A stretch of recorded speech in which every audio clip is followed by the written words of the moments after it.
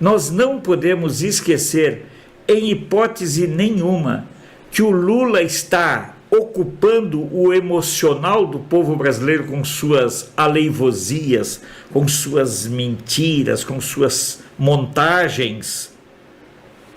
Ele está ocupando o povo brasileiro via mídia desde 1977 e 78. Pessoal, prestemos bem atenção. Se você contar 78, 88, 98, 2008, 2000, nós estamos chegando a 50 anos que o Lula está entrando na casa das pessoas o tempo todo. O Lula está dentro das universidades. Eu entrei na faculdade, Paulo, em 1979, antes que alguém diga assim, naquela época já tinha universidade no Brasil, tá? Já tinha faculdade. Então, o que eu quero que as pessoas entendam, eu assisti palestra do Lula na PUC, em Porto Alegre, porque era a palestra mais barata, ele ia. O Gabeira participou de palestras quando ele voltou com aquele livro Que é Isso, Companheiro. Ele foi fazer palestras. Os centros acadêmicos chamavam esses caras, eles não cobravam absolutamente nada, Paulo.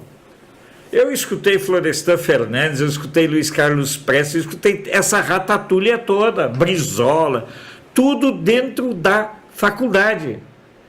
Então o Lula, ele tem uma permanência no emocional do povo brasileiro. E você sabe que eu tenho livros publicados, né, Paulo? E um dos poemas que eu gosto muito não está publicado em livro ainda. Ele diz assim, Paulo, ó, tormentos que invento viram tormentos para esquecer. Mas quem disse que sem tormentos meu coração ainda sabe viver? O Lula foi entrando na vida das pessoas e as pessoas, Paulo, elas não conseguem mais livrar. Eu às vezes, desculpe eu estar me alongando, Paulo, só porque é uma coisa mais lúdica. Olha só, eu converso com pessoas, eu tenho vários amigos conhecidos que são de esquerda. E geralmente eles me dizem a mesma coisa. Alfredo, eu já estou velho demais para mudar. Olha só o nível de apego emocional a algo que ainda está dentro das pessoas. As pessoas não têm coragem de tirar o Lula da vida delas, porque a vida delas fica vazia. Paulo, então isso que está acontecendo é uma questão fundamental para nós analisarmos.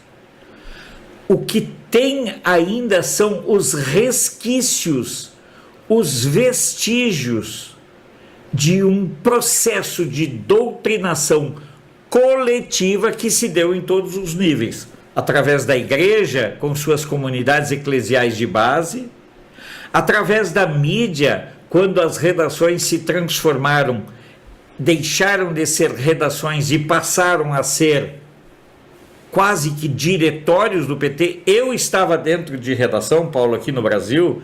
Eu não sou chique que nem você, eu tive que ralar aqui no Brasil. O que acontece?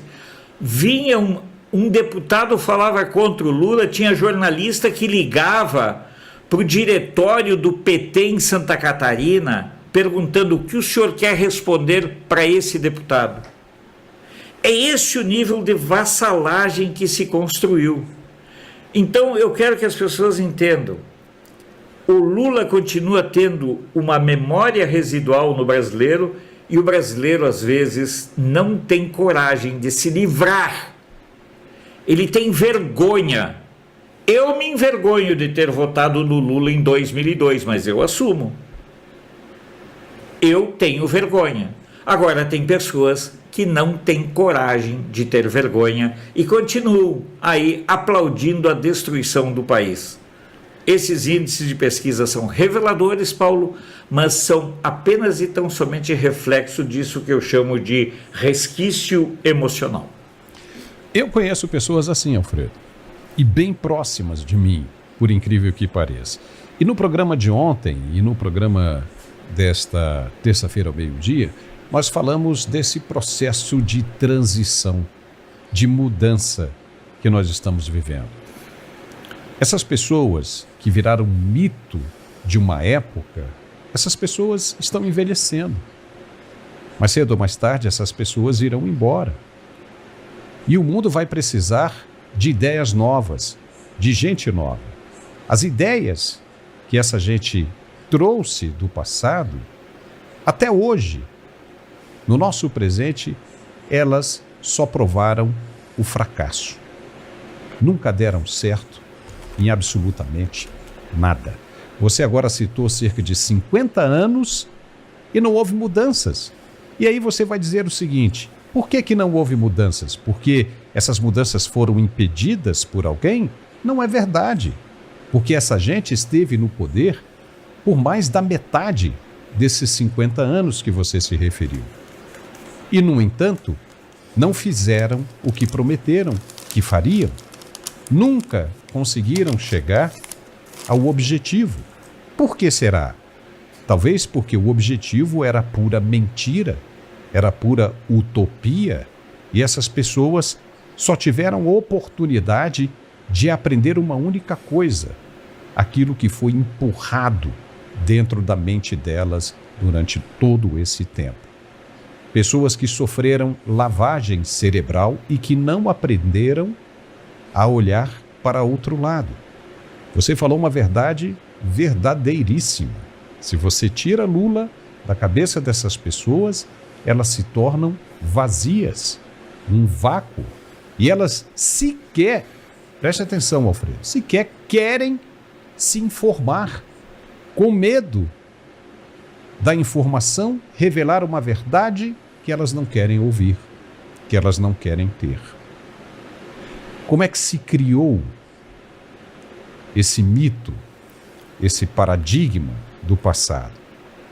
Uma pessoa pobre, que vem do povo, é a única que pode entender as necessidades do povo. Uma pessoa ignorante e sem estudo, que fala a língua do povo.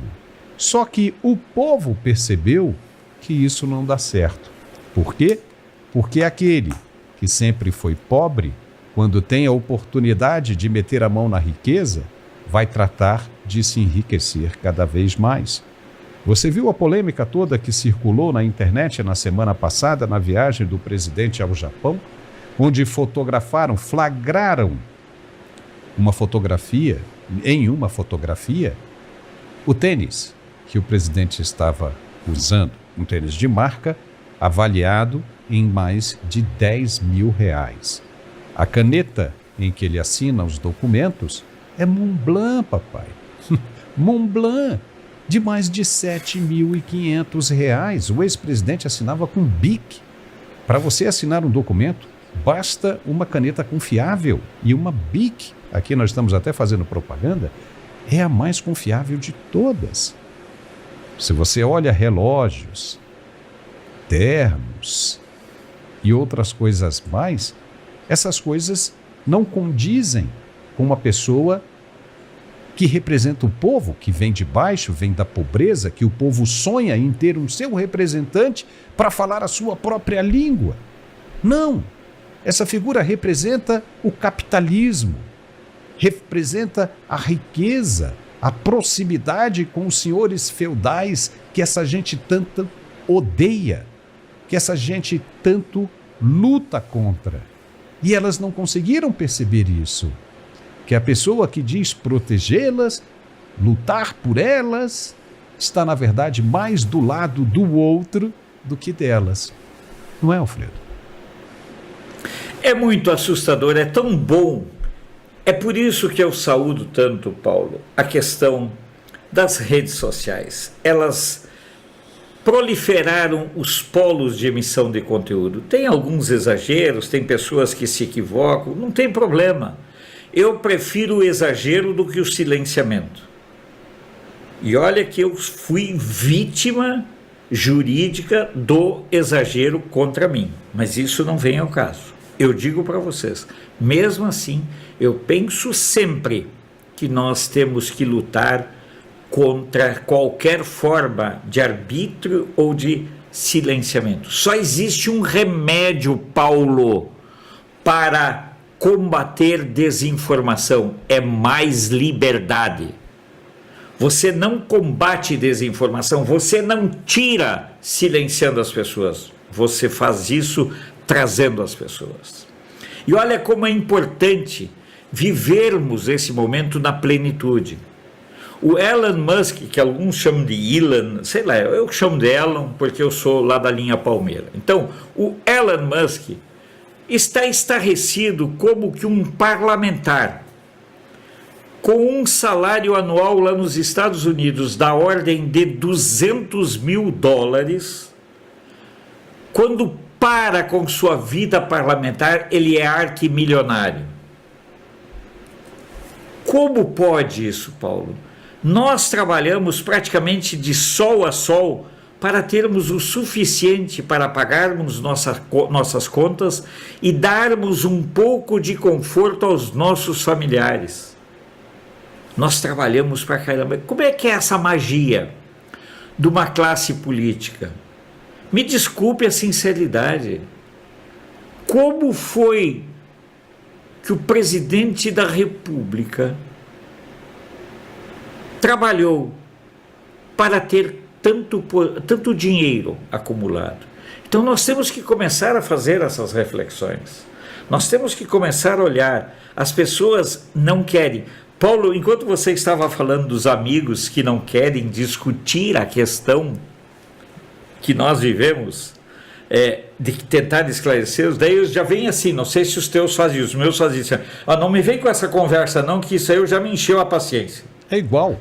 Não vem que eu não quero nem saber. Vamos mudar de assunto. Eles falam assim. Vamos mudar de assunto. Porque é uma questão de princípio. Eu quero logo falar para mim assim, e como é que está o Grêmio, Alfredo?